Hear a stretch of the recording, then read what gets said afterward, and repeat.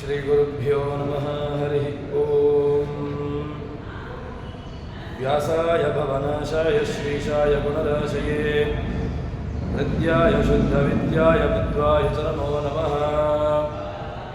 भवत्यदनुभावादेडमो गोविवाग्मी जडपतिरविजन्तुर्जायते प्राज्ञमूलिः सकलवचनचेतो देवता भारती सा मम वचसि धत्तां सन्निधिं मानसे च।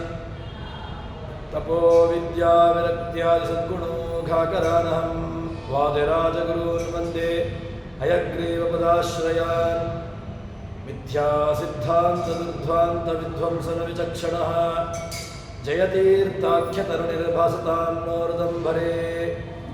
दुर्वादिध्वान्तरवै वैष्णवे देवरेन्दवे श्रीराघवेन्द्र गुरवे नमो अत्यन्तदयालवे। ब्रह्मचर्य हरिप्रीति सुविद्यावादशालिनः इष्टदान् कष्टहर्तॄन्नः विद्यामान्यान् मुनीन् नमः। श्रीगुरुभ्यो नमः। हरिः ओम्। ಹಿಂದಿನ ಪದ್ಯದಲ್ಲಿ ಒಂದಷ್ಟು ವಿಚಾರಗಳು, ಆವೇಶ, ಅವತಾರ, ಈ ವಿಚಾರಗಳ ಬಗ್ಗೆ ದಾಸರು ನಮಗೆ ತಿಳಿಸಿಕೊಡ್ತಾ ಇದ್ದಾರೆ. ಯಾವ ಯಾವ ರೂಪದಲ್ಲಿ ಭಗವಂತ ಆವೇಶಗಳಲ್ಲಿ ಅವತಾರವನ್ನು ಮಾಡ್ತಾನೆ, ಅದಾದ ಮೇಲೆ ತನ್ನ ನೇರವಾದಂತಹ ರೂಪವನ್ನೇ ತಾನು ಅವತರಿಸ್ತಾನೆ.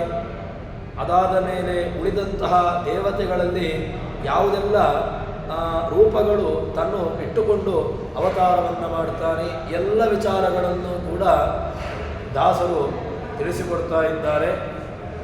ಅದಾದ ಮೇಲೆ ಮುಂದೆ ಅನಿರುದ್ಧ, ರತಿ ಹಾಗೂ ಶಚಿ ಇವರ ಅವತಾರಗಳ ವಿಚಾರವನ್ನು ವಿಶ್ಲೇಷಣೆಯನ್ನು ಮಾಡ್ತಾರೆ.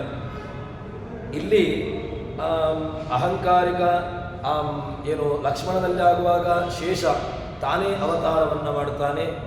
ಅದಾದ ಮೇಲೆ ನರ, ಪುರಂದರ, ಗಾಧಿ, ಕುಶ, ಹೀಗೆ ವಾಲಿ ಅವನು ಕೂಡ ಅಲ್ಲಿ ನೇರವಾಗಿ ಅವತಾರವನ್ನು ಮಾಡುವಂತಹದ್ದು. ಅರ್ಜುನಲ್ಲಿ ಇಂದ್ರನೇ ತಾನೇ ಅಲ್ಲಿ ಅರ್ಜುನನಾಗಿ ಅವತಾರವನ್ನು ಮಾಡ್ತಾನೆ. ಹೀಗೆ ಬೇರೆ ಬೇರೆ ರೂಪಗಳಲ್ಲಿ ಈ ದೇವತೆಗಳು ದೇವರು ಇಬ್ಬರೂ ಕೂಡ ಅವತಾರವನ್ನು ಮಾಡ್ತಾರೆ ಎಂಬುದನ್ನು ಹೇಳಿ, ಅದಾದ ಮೇಲೆ ಈಗ ಬೇರೆ ಕಾಮಪುತ್ರ ಅನಿರುದ್ಧ, ಸೀತಾರಾಮನ ಅನುಜ ಶತ್ರುಹನ, ಬಲರಾಮನ ಅನುಜ ಪೌತ್ರ ಅನಿರುದ್ಧಳ ಒಳಗೆ ಇರುತ್ತ ಅನಿರುದ್ಧ, ರತಿ ಹಾಗೂ ಶಚೀದೇವಿಯರ ಅವತಾರಗಳನ್ನು ಇಲ್ಲಿ ವಿಶ್ಲೇಷಣೆ ಮಾಡುತ್ತಾರೆ. ಯಾವ ರೀತಿಯಾಗಿರತಕ್ಕಂತಹ ಅವತಾರಗಳನ್ನು ಅವರು ಪಡೆದುಕೊಳ್ತಾರೆ ಅಂತ ಕೇಳಿದರೆ, ಕಾಮನ ಮಗನಾಗಿರತಕ್ಕಂಥವನು ಅನಿರುದ್ಧ. ಅಂದರೆ ಈ ಕಾಮ ಪ್ರದ್ಯುಮ್ನ ಪುತ್ರ ಅಂತಲೂ ಕರೀತಾರೆ ಅನಿರುದ್ಧನನ್ನು. ಆ ಅನಿರುದ್ಧ ಆ ಕಾಮನ ಮಗನಾಗಿರತಕ್ಕಂಥವನು.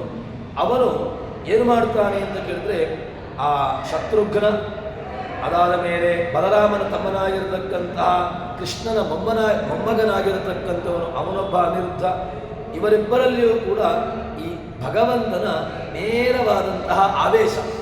ಕೆಲವು ಸಂದರ್ಭಗಳಲ್ಲಿ ಭಗವಂತ ಆವೇಶ ಹೇಗೆ ಅಂತ ಕೇಳಿದ್ರೆ, ಒಂದು ಶುಕ್ಲ ಕೃಷ್ಣ ಆವೇಶ, ಇನ್ನೊಂದು ಕೃಷ್ಣಕೇಶದ ಆವೇಶ.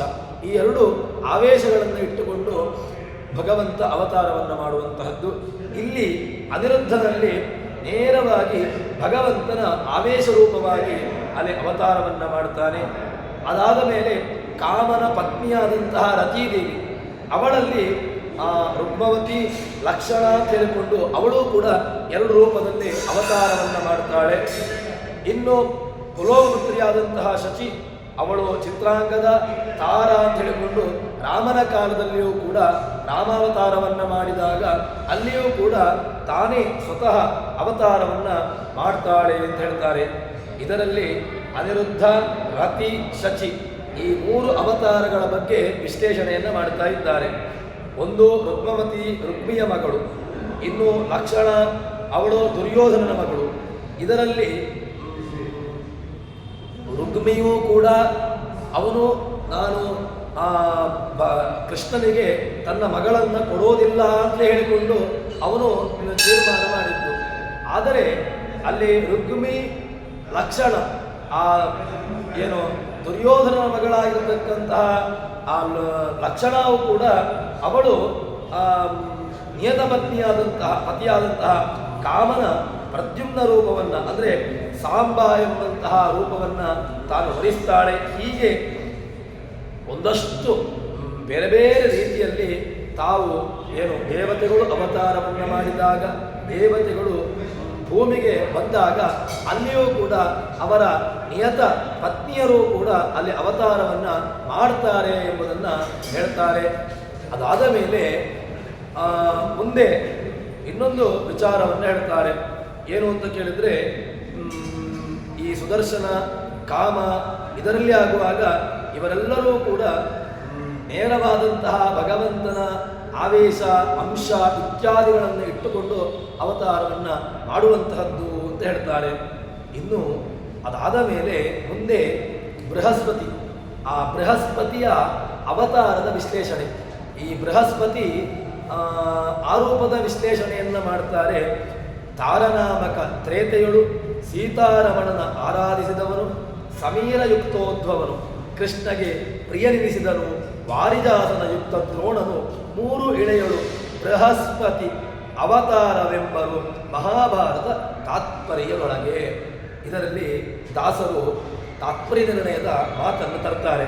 ಏನು ಅಂತ ಕೇಳಿದರೆ, ಈ ತಾರೆ ಅವಳು ತಾರನಾಮಕನಾಗಿ ಅಲ್ಲಿ ತ್ರೇತಾಯುಗದಲ್ಲಿ ಸೀತಾಪತಿಯಾದಂತಹ ರಾಮನನ್ನು ಆರಾಧನೆ ಮಾಡಿದಂತಹ ಒಂದು ರೂಪ. ಅಲ್ಲಿ ಏನಾಗ್ತದೆ ಅಂತ ಕೇಳಿದರೆ, ಈ ವಾಯುದೇವರು ಪ್ರಾಣನ ಆವೇಶದಿಂದ ಕೂಡಿರತಕ್ಕಂತಹ ಉದ್ಭವ ರೂಪ, ಅದಾದ ಮೇಲೆ ಬ್ರಹ್ಮದೇವರ ಸನ್ನಿಧಾನದಿಂದ ಕೂಡಿರತಕ್ಕಂತಹ ದ್ರೋಣರೂಪ, ಇದು 3 ಕೂಡ ಬೃಹಸ್ಪತಿಯ ಅವತಾರ. ಹಾಗಿದ್ರೆ ಬೃಹಸ್ಪತಿಯೂ ಕೂಡ 3 ರೂಪಗಳಲ್ಲಿ 3 ರೀತಿಯಾಗಿ ತಾನು ಅವತಾರವನ್ನು ತಾಳುತ್ತಾರೆ ಎಂಬುದಾಗಿ ಹೇಳ್ತಾರೆ. ಎಲ್ಲವೂ ಕೂಡ ಇದಕ್ಕೆ ಮಹಾಭಾರತ ತಾತ್ಪರ್ಯ ನಿರ್ಣಯದ ಮಾತನ್ನು ನಾವು ನೋಡುವುದಂತಾದರೆ, ದ್ರೋಣಾತ್ಮಕ ಬೃಹಸ್ಪತಿ ಪೂರ್ವಬೋಧರೇ ಪದಂ ಸಂಸೇವಿತು ಪವನಾವೇಶಯುಕ್ತ ಸಬುದ್ಧವೋ ನಾಮ ಯದು ಪ್ರವೀರಾತ್ಮಜ ವಿದ್ವಾನ್ ಉಪಾಗಮಾನವ ಅದೇ ಯಾತೆ ದ್ರೋಣಾತ್ಮಕಂ ನಾದಿತರಾಂ ಸೇವಕಂ ಕುರ್ಯಾಧರಿರ್ಮಾನಿತಿ ಭೂಯ ಏವ ಸೌದ್ಧವಾತ್ಮ ಅವತಾರ ಯಾದವೇಶು ಯಾದರ್ಥಂ ಪುರುಷೋತ್ತಮಸ್ಯ. ಇಲ್ಲಿ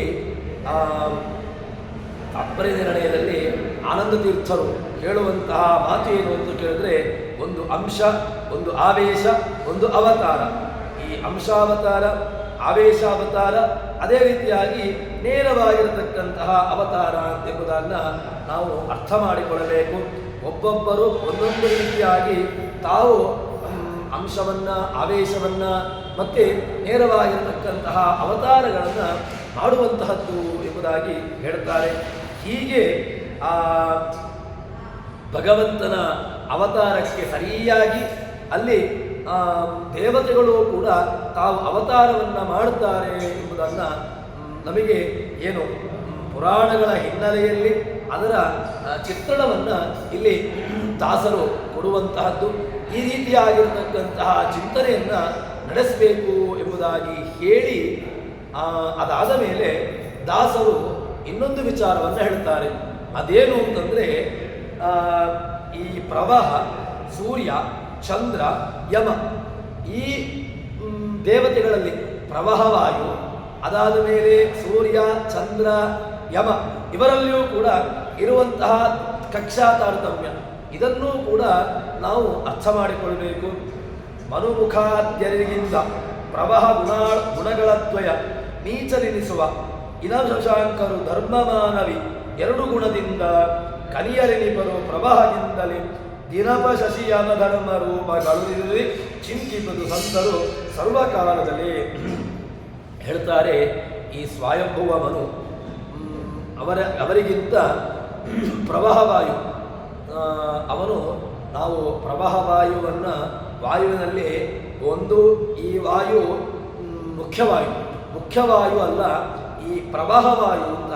ಇವನು ಈ ಪ್ರವಾಹವಾಯು ಏನಾಗಿದ್ದಾನೆ ಅಂತ ಕೇಳಿದರೆ, ಇವನು ಆ ಸ್ವಯಂಭುವ ಇವೆಲ್ಲರಿಗಿಂತಲೂ ಕೂಡ ಕೆಳಗಿನ ಕಕ್ಷೆಯಲ್ಲಿ ಬರತಕ್ಕಂಥವರು.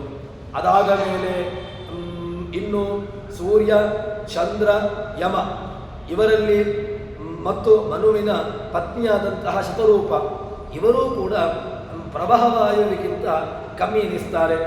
ಇವರ ರೂಪಗಳನ್ನು ನಾವು ಯಾರಿಗೆ ಭಗವಂತನ ಜ್ಞಾನವನ್ನು ಪಡೆದುಕೊಳ್ಳಬೇಕು, ಭಗವಜ್ಞಾನದ ಅಪರೋಕ್ಷ ಆಗಬೇಕು ಅಂತ ಎಂಬಂತಹ ಯಾರಿಗೆ ಇಚ್ಛೆ ಇದೆ ಅವರು ಈ ರೀತಿಯಾದಂತಹ ಚಿಂತನೆಗಳನ್ನು ನಡೆಸಬೇಕು ಎಂಬುದಾಗಿ ಹೇಳುತ್ತಾರೆ. ಇದು ಎಲ್ಲವೂ ಕೂಡ ಈ ತಾರತಮ್ಯದ ವ್ಯವಸ್ಥೆ ಇದೆಲ್ಲವನ್ನು ಕೂಡ ನಮಗೆ ಒಂದೊಂದು ಕಡೆಗಳಲ್ಲಿ ಎಲ್ಲ ಈ ಸಂಧಿಯಲ್ಲಿ ಜಗನ್ನಾಥದಾಸರು ಕೇವಲ ಒಂದು ಆವೇಶ, ಅಂಶ, ಅವತಾರ ಇದಕ್ಕೇನೆ ಇದರಲ್ಲಿ ಅವರು ಪೂರ್ತಿಯಾಗಿ ಇದನ್ನು ಬಿಟ್ಟಿದ್ದಾರೆ. ಇನ್ನು ಯಮಧರ್ಮ, ಸೂರ್ಯ, ಚಂದ್ರ ಇವರು ಯಾವ ರೀತಿಯಾಗಿ ಅವತಾರವನ್ನು ಮಾಡ್ತಾರೆ, ಇವರು ಎಲ್ಲಿ ಬರ್ತಾರೆ ಅಂತ ಕೇಳಿದರೆ, ಆ ವಾಯುದೇವರ ಆವೇಶದಿಂದ ಕೂಡಿರತಕ್ಕಂಥವನು ಯುಧಿಷ್ಠಿರ, ಇನ್ನು ಜಾಂಬವಂತ ಕರಡಿಯ ರೂಪದಲ್ಲಿರತಕ್ಕಂಥವನು ವಿದುರ, ಸತ್ಯಜಿತ್, ಮತ್ತು ಇವರೆಲ್ಲರೂ ಕೂಡ ಯಮದೇವರ ಅವತಾರಗಳು. ಜಾಂಬವಂತ, ವಿದುರ, ಸತ್ಯಜಿತ್ ಇವರು ಏನಾಗಿದ್ದಾರೆ ಅಂತ ಹೇಳಿದ್ರೆ ಯಮನ ಅವತಾರಗಳು. ಇನ್ನು ಬ್ರಹ್ಮನ ಆವೇಶದಿಂದ ಕೂಡಿರತಕ್ಕಂಥವನು ಸುಗ್ರೀವ, ಹರಿಯ ಸನ್ನಿಧಾನದಿಂದ ಕೂಡಿರತಕ್ಕಂಥವನು ಕರ್ಣ, ಇದು ಸೂರ್ಯನ ಅವತಾರಗಳು. ಈ ಸೂರ್ಯನ ಅವತಾರಗಳನ್ನು ಹೇಳ್ತಾರೆ. ಇನ್ನು ಚಂದ್ರನ ಚಂದ್ರ ಏನು ಮಾಡ್ತಾನೆ ಅಂತ ಹೇಳಿದ್ರೆ ಇಂದ್ರನ ಆವೇಶ ಕೂಡಿಕೊಂಡು ಅಂಗದನಾಗಿ ಬರ್ತಾನೆ. ರಾವಣ ಅವತಾರ ಕಾಲದಲ್ಲಿ ಅಂಗದ ಒಂದು ಮುಖ್ಯವಾದಂತಹ ಪಾತ್ರವನ್ನು ವಹಿಸಿರತಕ್ಕಂಥವನು ಅಂಗದ. ಅವನು ಅಲ್ಲಿ ಚಂದ್ರ ಮತ್ತು ಇಂದ್ರ ಇವರ ಆವೇಶ ಅಂಶ ಇದೆರಡನ್ನೂ ಕೂಡ ಇಟ್ಟುಕೊಂಡು ಬರತಕ್ಕಂಥವರು ಎಂಬುದಾಗಿ ಹೇಳ್ತಾರೆ. ಇಲ್ಲಿ ಜಾಂಬವಂತ ರೂಪ, ಅದಾದ ಮೇಲೆ ವಿದುರ ನೇರ ಯಮನ ಅಲ್ಲಿ ಅವತಾರ, ಅದಾದ ಮೇಲೆ ಯುಧಿಷ್ಠಿರ, ಸತ್ಯಜಿತ್ ಇವರೆಲ್ಲರೂ ಕೂಡ ಯಮನ ಅವತಾರಗಳು. ಸುಗ್ರೀವ ಇದು ಬ್ರಹ್ಮನ ಆವೇಶ, ಇನ್ನು ಹರಿಯ ಸನ್ನಿಧಾನದಿಂದ ಕೂಡಿರತಕ್ಕಂಥ ಒಂದು ಕರ್ಣ ಅಲ್ಲೇ ಸೂರ್ಯನ ಕುಂತಿಯಲ್ಲಿ ಸೂರ್ಯನ ಅನುಗ್ರಹದಿಂದಾಗಿ ಬಂದಿರತಕ್ಕಂಥವನು. ಆದ್ದರಿಂದ ಆ ಕರ್ಣ ಸೂರ್ಯನ ಅಂಶ. ಹೀಗೆ ಆ ಚಂದ್ರ, ಇಂದ್ರ ಇವರ ಆವೇಶದಿಂದ ಕೂಡಿರುಕೊಂಡಿರತಕ್ಕಂಥವರು ಅಂಗದ ಎಂಬುದಾಗಿ ಹೇಳ್ತಾರೆ. ಇದಾದ ಮೇಲೆ ಮುಂದೆ ಈ ಭೃಗುವಿನ ಅಗ್ನಿಯ ಅವತಾರಗಳು, ಭೃಗುವಿನ ಅವತಾರ, ಬಾಷ್ಲೀಕ ಮತ್ತು ಪ್ರಹ್ಲಾದ ಇವರ ಅವತಾರ ಮತ್ತು ವಿಶ್ಲೇಷಣೆಯನ್ನು ಮಾಡ್ತಾರೆ. ಹೇಗೆ ಅಂತ ಕೇಳಿದರೆ, ಒಂದು ನೀಲ, ದೃಷ್ಟದ್ಯುಮ್ನ, ಲವ ಈ ಮೂರೂ ಕೂಡ ಅಗ್ನಿಯ ಅವತಾರ. ನೀಲ ಮತ್ತು ದೃಷ್ಟದ್ಯುಮ್ನ, ಲವ ಇದಾದ ಮೇಲೆ ಈ ಭೃಗುಮನಿ ಅವನ ಹಿಂದೆ ಆ ಶ್ರೀನಿವಾಸ ಕಲ್ಯಾಣದ ಪ್ರಸಂಗದಲ್ಲಿ ಭೃಗು ಏನು ಮಾಡ್ತಾನೆ ಅಂತ ಕೇಳಿದ್ರೆ ಆ ಭಗವಂತನನ್ನು ಒದೀತಾನೆ. ಒದ್ದಂತಹ ಒಂದು ಪಾಪಕ್ಕೋಸ್ಕರವಾಗಿ ಅವನು ಏನು ಮಾಡ್ತಾನೆ ಅಂತ ಕೇಳಿದ್ರೆ ಬೇಡನಾಗಿ ಜನಿಸ್ತಾನೆ ಅಲ್ಲಿ. ಅದಾದ ಮೇಲೆ ಅಗ್ನಿ, ಭೃಗು, ಅದಾದ ಮೇಲೆ ಪ್ರಸೂತಿ ಈ ಮೂವರೂ ಕೂಡ ಸಪ್ತರ್ಷಿಗಳ ಕಕ್ಷೆಯಲ್ಲಿ ಮೇಲ್ಗಡೆ ಬರತಕ್ಕಂಥವರು. ಇನ್ನು ನಾರದರ ಇಂಥ ಕೆಳಗಿರತಕ್ಕಂಥವರು, ಇನ್ನು ವಾಯುದೇವರ ಆವೇಶದಿಂದ ಕೂಡಿರತಕ್ಕಂಥವರು ಪ್ರಹ್ಲಾದ, ಬಾಹ್ಲೀಕ ರಾಜ ಇವರು ಅವತಾರವನ್ನು ಮಾಡಿರತಕ್ಕಂಥವರು ಅಂತ ಹೇಳ್ತಾರೆ. ಇಲ್ಲಿ ಈ ವಾಯುದೇವರ ಆವೇಶವೂ ಇದೆ. ಅದಾದ ಮೇಲೆ ಅದಕ್ಕೆ ಹಿರಣ್ಯಕಶಿಪೋ ಪುತ್ರ ಪ್ರಹ್ಲಾದೋ ಭಗವತ್ಪ್ರಿಯ ವಾಯುನಾಥ ಸಮಾವಿಷ್ಟ ಮಹಾಬಲ ಸಮಾನ್ವಿತ ಅಂತ ಹೇಳಿಕೊಂಡು ಆ ಮಹಾಬಲ ಪ್ರಹ್ಲಾದ ರಾಜರು, ಬಾಹ್ಲೀಕ ರಾಜರು, ಅದರಲ್ಲಿ ಮತ್ತೆ ವ್ಯಾಸರಾಜರು, ರಾಯರು ಅಂತ ಹೇಳಿಕೊಂಡು ಅದೇ ಮುಂದಿನ ಒಂದು ಅವತಾರಗಳಲ್ಲಿ ಬರತಕ್ಕಂತಹದ್ದು. ಈ ರೀತಿಯಾಗಿ ನಾವು ಆ ದೇವತೆಗಳ ಕಕ್ಷೆಯನ್ನು ದೇವತೆಗಳ ತಾರತಮ್ಯವನ್ನು, ದೇವತೆಗಳ ಅಂಶವನ್ನು ನಾವು ತಿಳಿದುಕೊಳ್ಳಬೇಕು ಎಂಬುದಾಗಿ ಹೇಳ್ತಾರೆ. ಇಲ್ಲಿ ಪ್ರಹ್ಲಾದರ ಮಹಿಮೆ ಏನು ಅಂತ ಕೇಳಿದ್ರೆ, ಆ ಪ್ರಹ್ಲಾದರ ಮಹಿಮೆಯನ್ನು ಒಂದಷ್ಟು ವಿಚಾರವನ್ನು ಹೇಳ್ತಾರೆ. ಈ ಚಕ್ರವರ್ತಿಗಳಲ್ಲಿರತಕ್ಕಂಥವರು, ಕರ್ಮಜ ದೇವತೆಗಳಲ್ಲಿ ಬರತಕ್ಕಂತಹ ನಾರದ ಮುನಿಯ ಬಲ, ಅದರ ಅನುಗ್ರಹದಿಂದಾಗಿ ಪ್ರಹ್ಲಾದನಾಗಿ ಬರುವಂತಹದ್ದು. ಇನ್ನು ಅಗ್ನಿ, ಭೃಗು ಮತ್ತು ಪ್ರಸೂತಿ ಇವರಲ್ಲಿ ತಾವು ಬರುವಂತಹದ್ದು. ಈ ರೀತಿಯಾಗಿರತಕ್ಕಂತಹ ಒಂದಷ್ಟು ಅವತಾರಗಳ ವಿಶ್ಲೇಷಣೆಯನ್ನು ಇಲ್ಲಿ ಮಾಡ್ತಾರೆ. ಸರಿ, ಈ ಎಲ್ಲ ಅವತಾರಗಳನ್ನು ಅದಾದ ಮೇಲೆ ಬೇರೆ ಬೇರೆ ಪ್ರಾಣ, ಅಪಾನ ಇತ್ಯಾದಿಗಳನ್ನೆಲ್ಲವನ್ನೂ ಕೂಡ ಎಲ್ಲಿಯ ತನಕ ಅಂತ ಕೇಳಿದರೆ, ಈ ಋಷಿಮುನಿಗಳಲ್ಲಿ ಬರುವಂತಹ ಏನು ವಿಚಾರ, ಋಷಿಮುನಿಗಳು ಕೂಡ ಯಾವ ರೀತಿಯಾಗಿ ಅವರು ಅವತಾರವನ್ನು ಮಾಡ್ತಾರೆ ಎಂಬುದಾಗಿ, ಅಷ್ಟು ಮಾತ್ರವಲ್ಲದೆ ಅವರಲ್ಲಿ ಬರುವಂತಹ ದೇವತೆಗಳಲ್ಲಿ, ಕೇವಲ ದೇವತೆಗಳಲ್ಲಿ ಮಾತ್ರವಲ್ಲದೆ ಅಸುರರಲ್ಲಿಯೂ ಕೂಡ ಈ ವ್ಯವಸ್ಥೆಗಳು ಏನು ತಾರತಮ್ಯ. ಯಾಕೆ ಅಂತ ಕೇಳಿದರೆ, ಅಸುರರು ದೈತ್ಯ ರಕ್ಷ ಪಿಶಾಚಕ ಅಂತ ಹೇಳಿಕೊಂಡು ಅವರಲ್ಲಿ ಬೇರೆ ಬೇರೆ ವಿಚಾರವನ್ನು ಹೇಳ್ತಾರೆ. ಅದಕ್ಕೋಸ್ಕರವಾಗಿ ಇದನ್ನು ಯಾವುದನ್ನು ನಾವು ಮುಕ್ತಿಯೋಗ್ಯರಲ್ಲಿಯೂ ಕೂಡ ಯಾವ ರೀತಿಯಾಗಿ ಇದ್ದಾರೆ. ಅಷ್ಟು ಮಾತ್ರವಲ್ಲದೆ ಭಾಗವತಾದಿ ಗ್ರಂಥಗಳಲ್ಲಿ ಈ ಏನು ದೇವತೆಗಳ ಕಕ್ಷಾ ತಾರತಮ್ಯವನ್ನು ಹೇಳಿದ್ದಾರೆ ಎಂಬುದನ್ನು ಹೇಳ್ತಾರೆ. ಹೇಗೆ ಅಂತ ಕೇಳಿದರೆ, ಬಾದರಾಯಣ, ಭಾಗವತ ಮೊದಲಾದ ಶಾಸ್ತ್ರಗಳಲ್ಲಿ ಬಹುವಿಧ 12 ದಶ ಸ್ವಪಂಚವಿಂಶತಿ ಶತ ಸಹಸ್ರಯುತ ಭೇದಗಳ ಬೇಡಿದನು ಸ್ವೋತ್ತಮ ಅವಿತೇಯಾವೇಶವನದಿ ವಿರೋಧ ಚಿಂತಿಸಬಾರದು ಸಾಧು ಜನಸಮ್ಮತವು. ಇಲ್ಲ, ವೇದವ್ಯಾಸರು ಮಾಡಿರುವಂತಹ ಭಾಗವತಾದಿ ಗ್ರಂಥಗಳಲ್ಲಿ ಈ ತಾರತಮ್ಯದ ವಿಚಾರವನ್ನೇ ಹೇಳಿಲ್ಲ. ವೇದವ್ಯಾಸರು ಹೇಳದೇ ಇರತಕ್ಕಂತಹ ವಿಚಾರವನ್ನು ಹೇಳ್ತಾ ಇದ್ದಾರೆ, ಇಲ್ಲವೇ ಇಲ್ಲ. ಪುರಾಣಗಳಲ್ಲಿ ಮತ್ತು ವೇದವ್ಯಾಸರು ಅದನ್ನು ಏನನ್ನು ತಿಳಿಸಿಕೊಟ್ಟಿದ್ದಾರೋ ಅದೇ ವಿಚಾರಗಳನ್ನು ಹೇಳುವಂತಹದ್ದು ಹೊರತು ಯಾವುದೋ ಹೊಸದಾದಂತಹ ವಿಚಾರಗಳನ್ನು ಹೇಳಿದ್ದಲ್ಲ. ಯಾಕೆ ಅಂತ ಕೇಳಿದರೆ ಹೇಳ್ತಾರೆ, ಬಾದರಾಯಣ ಭಾಗವತ ಮೊದಲಾದ ಶಾಸ್ತ್ರಗಳಲ್ಲಿ, ಈ ಭಾಗವತಾದಿ ಗ್ರಂಥಗಳಲ್ಲಿ ಏನು ಹೇಳ್ತಾರೆ ಅಂತ ಕೇಳಿದ್ರೆ, ಬಹುವಿಧ 12 ಬೇರೆ ಬೇರೆ 10, 5, 20, 100 ಬೇರೆ ಬೇರೆ 10,000 ಈ ರೀತಿಯಾಗಿರತಕ್ಕಂತಹ ಏನು ತಾರತಮ್ಯದ ಅಂಶವನ್ನು, ತಾರತಮ್ಯದ ಸಂಖ್ಯೆಯನ್ನು ಕೂಡ ಹೇಳಿದ್ದಾರೆ. ಯಾರು ಯಾರು ಯಾವ ಯಾವ ಕಕ್ಷೆಯಲ್ಲಿ ಎಲ್ಲಿ ಬರ್ತಾರೆ ಎಂಬುದನ್ನು, ಅದನ್ನೇ ನಾವು ಪ್ರಸಿದ್ಧವಾಗಿ ಒಂದೇ ಮತದಲ್ಲಿ ಹೇಳುವುದು ಅಂತಾದರೆ, ವಿಷ್ಣು ಸರ್ವೋತ್ತಮೋದ ಪ್ರಕೃತಿರದ ಪ್ರಾಣನಾಥಾವತೋಕ್ತೆ ಬ್ರಹ್ಮಾಣಿ ಭಾರತೀ ಚ ದ್ವಿಜ ಪಣಿಪ ಮೃಡಾಚ ಸ್ತ್ರೀಯ ಶರ್ಷ ವಿಷ್ಣು ಅಂತ ಹೇಳಿಕೊಂಡು ಸೌಪರ್ಣಿ ವಾರುಣಿ ಪರ್ವತ ಪರಿದಯ ಚ ಇಂದ್ರ ಕಾಮಾವಥಾಸ್ಮಾನ್ ಪ್ರಾಣೋಥೋ ಯೋ ನಿರುದ್ಧೋ ಪ್ರತಿಮನುಗುರುವೋ ತುಚ್ಛಸತ್ಯೌ ಚಪಾಂತು. ಹೀಗೆ ಆ ದೇವತಾ ಕಕ್ಷೆ ಏನು ದೇವತಾ ತಾರತಮ್ಯದ ವಿಚಾರವನ್ನು ಪೂರ್ಣವಾಗಿ ನಮಗೆ ಶಾಸ್ತ್ರೀಯವಾದಂತಹ ಹಿನ್ನೆಲೆಯಲ್ಲಿ ಹೇಳಿಕೊಂಡು ಬಂದಿದ್ದಾರೆ. ಅದನ್ನೇ ಇದು ಯಾರಿಗೆ ಸಮ್ಮತವಾದದ್ದು ಅಂತ ಕೇಳಿದರೆ, ಬಾದರಾಯಣರಿಗೆ ಸಮ್ಮತವಾದದ್ದು. ಏನು ಬಾದರಾಯಣರಿದ್ದಾರೆ, ವೇದವ್ಯಾಸರಿದ್ದಾರೆ, ಆ ವೇದವ್ಯಾಸರ ಏನು ಚಿಂತನೆಗೆ ಅನುಸಂಧಾನಕ್ಕೆ ಸರಿಯಾಗಿರತಕ್ಕಂತಹದ್ದು ಅಂತ ಹೇಳ್ತಾರೆ. ಹೀಗೆ ಮಹಾಭಾರತ ತಾತ್ಪರ್ಯ ನಿರ್ಣಯದಲ್ಲಿ ಬರುವಂತಹ ಮಾತು, ಕಾವ್ಯಶ್ಚತೆ ಶತಗುಣೈರ್ದಶತೋ ವರಿಷ್ಠಾ ಪಂಚೋತ್ತರೈರಪಿ ಶಬ್ದೋ ಬಹುತ್ವವಚನ ಶತಮಿತ್ಯದಷ್ಟ ಶ್ರುತ್ಯಂತರೇಶು ಬಹುದೋಕ್ತಿ ವಿರುದ್ಧತಾ ಚ. ಇದರಲ್ಲಿ ಏನು ಬೇರೆ ಬೇರೆ ವಿಚಾರಗಳನ್ನು ಶಾಸ್ತ್ರೀಯವಾದಂತಹ ಹಿನ್ನೆಲೆಯಲ್ಲಿ, ಶಾಸ್ತ್ರೀಯವಾದಂತಹ ನೆಲೆಗಟ್ಟಿನಲ್ಲಿ ಈ ವಿಚಾರವನ್ನು ನಾವು ದೇವತಾ ಕಕ್ಷೆಯನ್ನು, ದೇವತಾ ತಾರತಮ್ಯವನ್ನು ಅನುಸಂಧಾನ ಮಾಡಿಕೊಳ್ಳಬೇಕು ಎಂಬುದನ್ನು ತಿಳಿಸಿಕೊಡ್ತಾರೆ. ಇದಾದ ಮೇಲೆ ವೇದಗಳ ಹೇಳಿದನು ಸ್ವೋತ್ತಮ ಆದಿತೇಯ ಆವೇಶ ಬಲದಿ.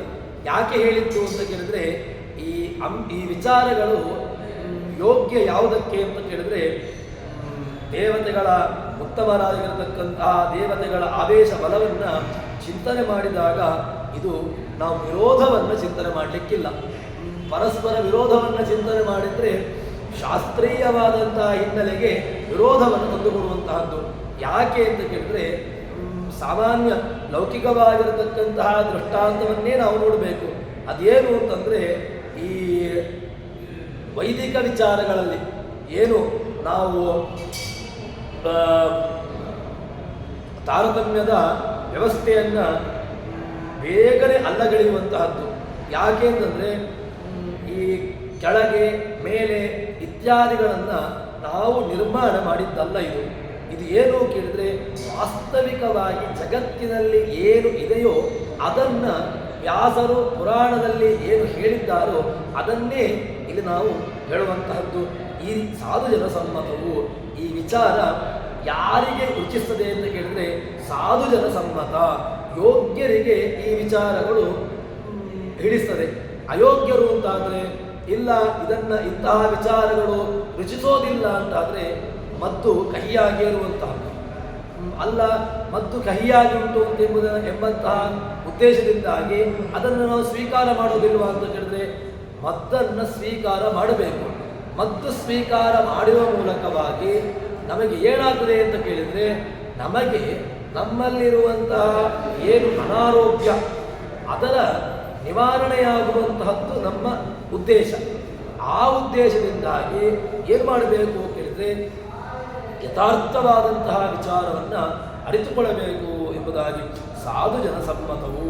ವಿರೋಧ ಚಿಂತಿಸಬಾರದು.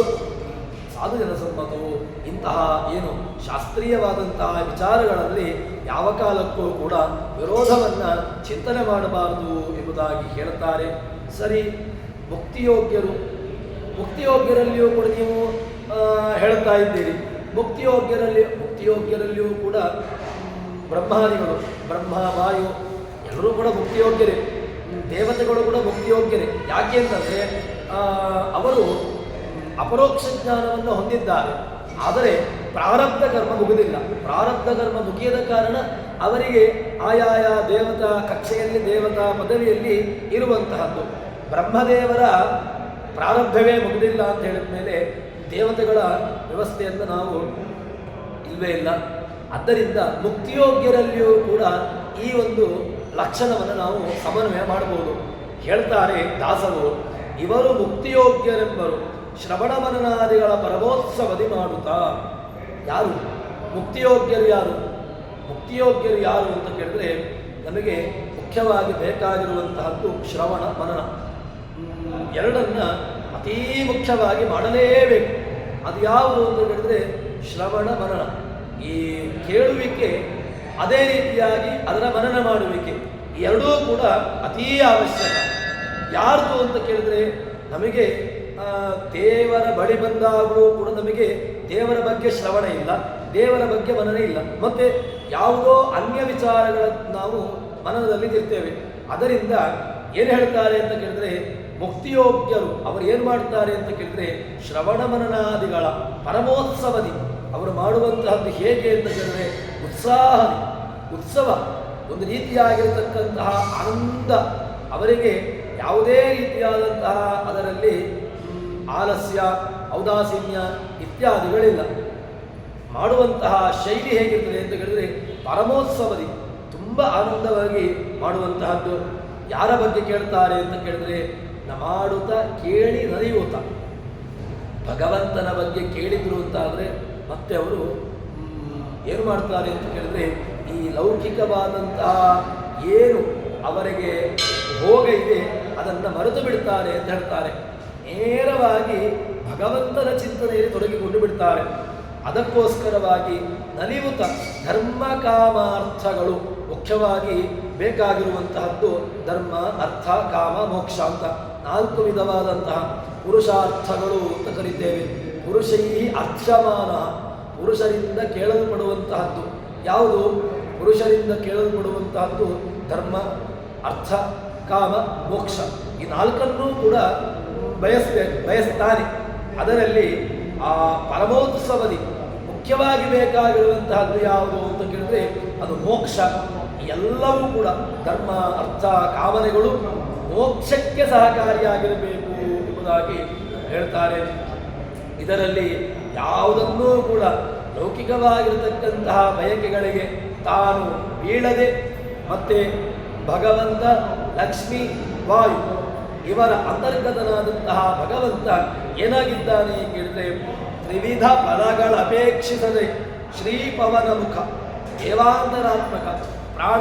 ನಾನು ಮೊದಲಿಗೆ ಹೇಳಿದ್ದೆ ಪ್ರಾಣ ಅಧಿಷ್ಠಾನ ಎಂಬುದು ಶುದ್ಧ ಅಧಿಷ್ಠಾನ ಅಂತ. ಯಾಕೆ ನಾವು ಪ್ರಾಣದೇವರಲ್ಲಿ ಚಿಂತನೆ ನಡೆಸುವಂಥದ್ದು ಅಂತ ಕೇಳಿದ್ರೆ ಅಧಿಷ್ಠಾನ ಚೆನ್ನಾಗಿ ಬೇಕು. ಯಾವುದನ್ನು ನಾವು ನೋಡುವುದು ಅಂತಾದರೆ, ಯಾವುದೋ ಒಂದು ನಮಗೆ ಶುದ್ಧವಾಗಿ ಸಿಗಬೇಕು ಅಂತಾದರೆ ಆವಾಗ ನಾವು ಅದರಲ್ಲಿ ಲೌಕಿಕವಾಗಿ ನಾವು ಹೇಳ್ತೇವೆ ಇದು ತುಂಬ ಬಾಳಿಕೆ ಬರುವಂತಹದ್ದು ಅಂತ. ತುಂಬ ಬಾಳಿಕೆ ಬರುವಂತಹದ್ದು ಯಾವುದು ಕೇಳಿದರೆ ಅದು ಪ್ರಾಣ ಅಧಿಷ್ಠಾನ. ಯಾಕೆ ಅಂತ ಕೇಳಿದರೆ ಪ್ರಾಣ ಅಧಿಷ್ಠಾನದಲ್ಲಿ ಯಾವ ಕಾಲಕ್ಕೂ ಕೂಡ ಕಲಿಯ ಆವೇಶ ಆಗುವುದಿಲ್ಲ. ಕಲಿಯ ಆವೇಶ ಆಗುವಂತಹದ್ದು ಪ್ರಾಣ ಮಾತ್ರ. ಬ್ರಹ್ಮವಾಯುಗಳು ಮತ್ತೆ ಅವರ ಪತ್ನಿಯರು ಇವರಲ್ಲಿ ಯಾವ ಕಾಲಕ್ಕೂ ಕೂಡ ಕಲಿಯ ಆವೇಶ ಎಂಬುದಿಲ್ಲವೇ ಇಲ್ಲ. ಉಳಿದಂತಹ ದೇವತೆಗಳಲ್ಲಿ ಸಣ್ಣ ಮಟ್ಟಿಗಾದರೂ ಕೂಡ ಕಲಿಯ ದೋಷ ಎಂಬುದು ಬರ್ತದೆ. ಆದರೆ ಪ್ರಾಣ ಅಧಿಷ್ಠಾನದಲ್ಲಿ ಯಾವ ಕಾಲಕ್ಕೂ ಕೂಡ ಆ ಶುದ್ಧವಾದಂತಹ ಅಧಿಷ್ಠಾನವನ್ನು, ಪ್ರಾಣ ಅಧಿಷ್ಠಾನವನ್ನು ಹೇಳ್ತಾರೆ. ಆ ಪ್ರಾಣ ಅಧಿಷ್ಠಾನದ ಚಿಂತನೆಯಲ್ಲಿ ದೇವರನ್ನು ನಾವು ಅದಕ್ಕೋಸ್ಕರವಾಗಿ ಪ್ರಾಣಸ್ಥ ಎಂಬಂತಹ ಚಿಂತನೆಯನ್ನು ಎಲ್ಲ ಕಡೆಗಳಲ್ಲೂ ಕೂಡ ಇಟ್ಟುಕೊಳ್ಳಬೇಕು. ಇತರ ದೇವತೆಗಳನ್ನು ನೀವು ಚಿಂತನೆ ಮಾಡ್ತೀರಿ ಅಂತಾದರೆ ಗಣಪತ್ಯಂತರ್ಗತ ಪ್ರಾಣಸ್ಥ ವಿಶ್ವನಾಮಕ ಪರಮಾತ್ಮ ಪ್ರಿಯತ, ಇನ್ನು ಸ್ಕಂದ ಅಂತರ್ಗತ ಪ್ರಾಣಸ್ಥ ಪ್ರದ್ಯುಮ್ನ ರೂಪಿ ಪರಮಾತ್ಮ ಪ್ರಿಯತ, ಇನ್ನು ಹೀಗೆ ಯಾವುದೇ ಅಧಿಷ್ಠಾನಗಳಿದ್ದರೂ ಕೂಡ ರುದ್ರಾಂತರ್ಗತ ಪ್ರಾಣಸ್ಥ ಶ್ರೀ ಲಕ್ಷ್ಮೀ ನರಸಿಂಹ ಪ್ರಿಯತ. ಈ ಅಧಿಷ್ಠಾನಗಳೇ ನಮಗೆ ನಮ್ಮ ಏಳಿಗೆಗೆ ಅದು ಕಾರಣವಾಗುವಂತಹದ್ದು. ಅದಕ್ಕೋಸ್ಕರವಾಗಿ ತ್ರಿವಿಧ ಫಲಗಳ ಅಪೇಕ್ಷಿಸದೆ ಯಾವುದೇ ರೀತಿಯಾದಂತಹ ಫಲಗಳನ್ನು ಅಪೇಕ್ಷೆ ಇಟ್ಟುಕೊಳ್ಳಬೇಡ. ಶ್ರೀ ಪವನ ಮುಖ ದೇವಾಂತರಾತ್ಮಕ ಶ್ರೀ ಲಕ್ಷ್ಮೀದೇವಿ, ಪವನ ಪ್ರಾಣ, ಅದೇ ರೀತಿಯಾಗಿ ಎಲ್ಲ ದೇವತೆಗಳ ಅಂತರ್ಗತನಾಗಿರತಕ್ಕಂತಹ ಭಗವಂತ ಶಿಷ್ಟೇಷ್ಟದಾಯಕ. ಇಷ್ಟೋ ವಿಶಿಷ್ಟ ಶಿಷ್ಟೇಷ್ಟ. ಅವನು ಏನಾಗಿದ್ದಾನೆ ಕೇಳಿದ್ರೆ ಶಿಷ್ಟೇಷ್ಟ ಅಂತ. ಅಂತಹ ಭಗವಂತ ಅವನ ಚಿಂತನೆಯನ್ನು ನಡೆಸಬೇಕು. ತನ್ಮೂಲಕವಾಗಿ ಶಿಷ್ಟೇಷ್ಟಪ್ರದಾಯಕನು ಎಂದು ಸ್ಮರಿಸುತ್ತಿರು. ಅಂತಹ ಭಗವಂತನ ಚಿಂತನೆಯನ್ನು ನಡೆಸಬೇಕು ಎಂಬುದಾಗಿ ಹೇಳ್ತಾರೆ. ಇನ್ನು ಇದಾದ ಮೇಲೆ ನಿತ್ಯ ಸಂಸಾರಿಗಳಿದ್ದಾರೆ. ಅವರು ಏನು ಅಂತ ಕೇಳಿದ್ರೆ ತ್ರಿದೇವ ನಿರಯ ಭೂ ಗೋಚರ ನಿತ್ಯಬದ್ಧ ಇದೇ ಒಂದು ಕಕ್ಷೆಯಲ್ಲಿ ತಿರುಗುತ್ತಾ ಇರತಕ್ಕಂಥವರು. ಅವರ ಚಿಂತನೆ, ಅವರ ಸ್ವರೂಪ ಏನು ಅಂತ ಕೇಳಿದ್ರೆ ನಿತ್ಯ ಸಂಸಾರಿಗಳು, ಗುಣದೋಷಾತ್ಮಕರು, ಬ್ರಹ್ಮಾದಿ ಜೀವನ ಭೃತ್ಯರೆಂಬರು, ರಾಜನೋಪಾಯದಲ್ಲಿ ಹರಿಯೆಂಬ. ಅದನ್ನು ನಿತ್ಯ ಸಂಸಾರಿಗಳಲ್ಲಿ ಹೇಳ್ತಾರೆ. ಗುಣ ದೋಷ ಎರಡನ್ನೂ ಕೂಡ ಹೊಂದಿದ್ದಾರೆ. ಬ್ರಹ್ಮಾದಿ ಜೀವನಗಳನ್ನು ಭಗವಂತನ ಭೃತ್ಯ ಅಂತ ಹೇಳ್ತಾರೆ. ಮತ್ತೆ ಭಗವಂತನನ್ನ ರಾಜ ಅಂತ ಹೇಳ್ತಾರೆ. ಅವರಿಗೆಲ್ಲರೂ ಕೂಡ ಅವರು ಸ್ವಾಮಿ ಎಂದು ಒಪ್ಪಿಕೊಳ್ತಾರೆ. ಆದರೆ ಮತ್ತೇನು ಹೋಗುತ್ತೆ ಅಂತ ಅವರಿಗೆ ಈ ಭಗವಂತನಿಗೆ ಸುಖ ದುಃಖ ಉತ್ಪತ್ತಿ ಮರಣ ಭಯ ಇದನ್ನ ಒಪ್ಪಿಕೊಡ್ತಾರೆ. ಅವರು ಬೀಳುವಂತಹ ಎಲ್ಲಿ ಅಂತ ಕೇಳಿದ್ರೆ ಭಗವಂತನಿಗೆ ದೋಷಗಳು ಇದೆ. ಈ ಸೃಷ್ಟಿ ಸ್ಥಿತಿ ಸಂಹಾರ ಈ ದೋಷಗಳು ಭಗವಂತನಿಗಿದೆ ಎಂಬುದನ್ನು ಹೇಳ್ತಾರೆ. ಆ ಸಂದರ್ಭದಲ್ಲಿ ಅವರು ಎಡವಿ ಬೀಳ್ತಾರೆ ಎಂಬುದಾಗಿ ಹೇಳ್ತಾರೆ. ಅದಕ್ಕೋಸ್ಕರವಾಗಿ ನಿತ್ಯ ಸಂಸಾರಿಗಳು ಕೂಡ ತಾವು ಈ ರೀತಿಯಾದಂತಹ ಒಂದು ಸಾತ್ವಿಕ ಚೇತನೂ ಕೂಡ ಅಪರಾಧವನ್ನು ಮಾಡುವಂತಹದ್ದಿದೆ. ರುದ್ರದೇವರು ರಾಮದೇವರ ಎದುರುಗಡೆಗೆ ಯುದ್ಧಕ್ಕೆ ಬಾ ಅಂತ ಕರೆದ ಹಾಗೆ ಅಲ್ಲೇ ವಾಸ್ತವಿಕವಾಗಿ ರುದ್ರದೇವರು ವೈಷ್ಣವಾನ ಯಥಾ ಶಂಭು ಅಂತ ನಾವು ಹೇಳುವಂತಹದ್ದು. ಶಂಭು ಅವನು ಮನಸ್ಸಿನ ಮನೋನಿಯಾಮಕ. ಮನಸ್ಸು ಭಗವಂತನಲ್ಲಿ ಇರಬೇಕು ಅಂತಾದರೆ, ಮನಸ್ಸು ಭಗವಂತನಿಗೆ ಸರಿಯಾಗಬೇಕು ಅಂತಾದರೆ ಅದಕ್ಕೆ ಯಾರನ್ನ ಪ್ರಾರ್ಥನೆ ಮಾಡಬೇಕು ಅಂತ ಕೇಳಿದ್ರೆ ತೈಲಧಾರೆಯಂತೆ ಮನಸ್ಸು ಕೊಡು ಹರಿಯಲ್ಲಿ ಶಂಭೋ. ನಮಗೆ ಮನಸ್ಸು ಕೊಡಬೇಕು ಅಂತಾದರೆ ಅದು ರುದ್ರದೇವರಲ್ಲಿ ಕೇಳಬೇಕು. ಇಂತಹ ರುದ್ರದೇವರು ಕೂಡ ಕೆಲವು ಸಂದರ್ಭದಲ್ಲಿ ಸಂದರ್ಭವಶಾತ್ ಅಥವಾ ಯಾವುದೋ ಪ್ರಾರಬ್ಧವಶಾತ್ ಅಥವಾ ಶಾಪವಶಾತ್ ಅವರು ಒಂದಷ್ಟು ತಪ್ಪುಗಳನ್ನು ಮಾಡುತ್ತಿದೆ. ಆದರೆ ಇಲ್ಲಿ ಸಾತ್ವಿಕರು ಕೂಡ ಅದಕ್ಕೆ ಹೇಳಿದ್ದು, ಸಾತ್ವಿಕರು ಕೂಡ ಕೆಲವು ಸಂದರ್ಭದಲ್ಲಿ ಅಪರಾಧವನ್ನು ಮಾಡುತ್ತಾರೆ, ಜ್ಞಾನಿಗಳು. ಆದರೆ ಕೆಲವು ಸಂದರ್ಭದಲ್ಲಿ ಮಿಥ್ಯಾಜ್ಞಾನ ಅವರನ್ನು ಯಾವುದೋ ಒಂದು ಬಾಧಿಸಿ ಅವರು ಈ ರೀತಿಯಾದಂತಹ ಅವರ ಕೈಯಿಂದ ತಪ್ಪು ಕರ್ಮಗಳು ಆಗಿ ಹೋಗುವಂತಹದ್ದು. ಅದಕ್ಕೋಸ್ಕರವಾಗಿ ಆ ಭಗವಂತನನ್ನು ನಾವು ಈ ಸಾತ್ವಿಕವಾಗಿರತಕ್ಕಂತಹ ನಿತ್ಯ ಸಂಸಾರಿಗಳು ಅವರು ಕೂಡ ಈ ರೀತಿಯಾದಂತಹ ಚಿಂತನೆಯಲ್ಲಿ ತಾವು ಇರ್ತಾರೆ ಎಂಬುದನ್ನು ಜಗನ್ನಾಥದಾಸರು ನಮಗೆ ಈ ಒಂದು ಪದ್ಯದ ಮೂಲಕವಾಗಿ ಶಾಸ್ತ್ರೀಯವಾದಂತಹ ನೆಲೆಗಟ್ಟಿನಲ್ಲಿ ಶಾಸ್ತ್ರೀಯವಾದಂತಹ ಹಿನ್ನೆಲೆಯಲ್ಲಿ ಆ ವಿಚಾರವನ್ನು ತಿಳಿಸಿಕೊಟ್ಟಿದ್ದಾರೆ. ಇನ್ನು ಮುಂದಿನ ವಿಚಾರವನ್ನು ಮುಂದೆ ನೋಡೋಣ ಅಂತ ಹೇಳುವಲ್ಲಿ ಹರಿಪ್ರಿಯತಾ ಶ್ರೀ ಕೃಷ್ಣಾರ್ಪಿತಮಸ್ತು.